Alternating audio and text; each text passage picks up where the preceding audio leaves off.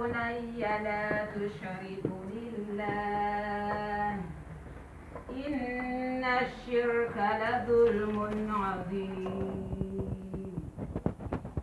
ووصينا الإنسان بوالديه حملته أمه وهنا على وهن وفصاله في عامين أن اشكر لي ولوالديك إلي المصير وإن جاهداك على أن تشرك بي ما ليس لك به علم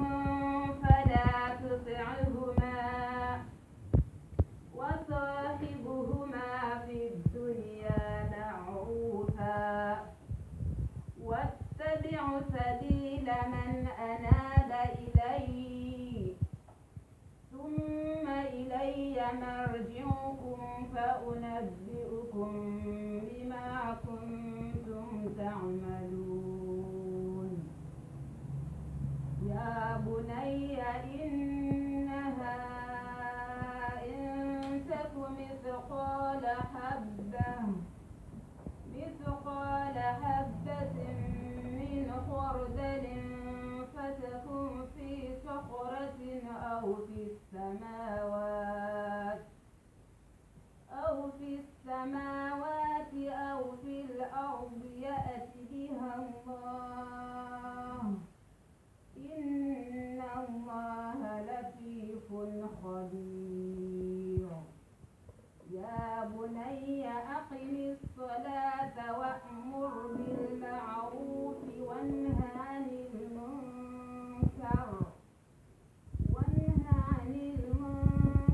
واصبر على ما أصابك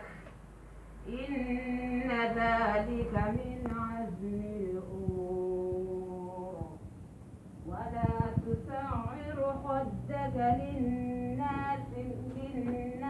ولا تمشي في الأرض مرحا